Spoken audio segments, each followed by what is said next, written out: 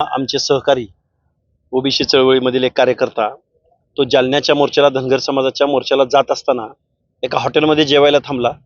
त्यावेळी त्याला ओळखून त्या हॉटेलच्या मालकांनी आणि नितीन जगताप, त्या हॉटेलचं नावही हॉटेल नितीन आहे, नितीन जगताप आणि प्रवीण जगताप यांनी एक 5-50 लोकांचा मॉब तिथं जमवला आणि पवन करवर नावाच्या कार्यकर्त्यावरती, आमच्या ओबीसीच्या कार्यकर्त्यावरती त्यांनी जीवघेणा हल्ला केला आणि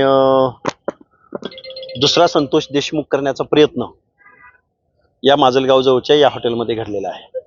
आणि नितीन जगताप आणि प्रवीण जगताप यांच्या पोस्ट एक 20 ऑगस्टला त्यांनी पोस्ट केलेली होती। ते विजयसिंह पंडितांचे कार्यकर्ते आहेत, ते रेती सम्राट म्हणून त्यांची ओळख आहे आणि त्यांचे फोटोही विजयसिंह पंडितांबरोबर आहेत।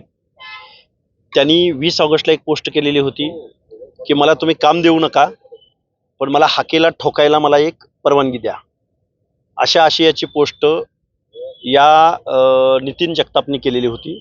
आणि काल तो कार्यकर्ता अनायासे हॉटेल आहे आणि आता आपल्याला जेवायचं आहे म्हणून जेवायला तिथं गेला आणि त्यांच्या ते लक्षात आल्यानंतर बाहेर पडत असताना 5-25 लोकांनी मिळून त्याच्यावरती जीवघेणा हल्ला केलेला आहे। पाय फ्रॅक्चर आहे, हात फ्रॅक्चर आहे आणि डोक्यामध्ये त्याच्या वार झालेला आहे, रॉडनी वार केलेला आहे।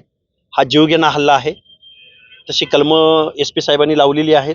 संध्याकाळपर्यंत SP साहेबांनी अटक करण्याचा आम्हाला शब्द दिलेला आहे आणि प्रचंड गुंडागर्दी, ओबीसीचा आवाज, ओबीसीची चळवळ संपवण्याच्या दृष्टिकोनातून विजयसिंह पंडिताच्या कार्यकर्त्यांनी अशा पद्धतीचा भ्याड हल्ला, निगृण हल्ला या कार्यकर्त्यावरती केलेला आहे।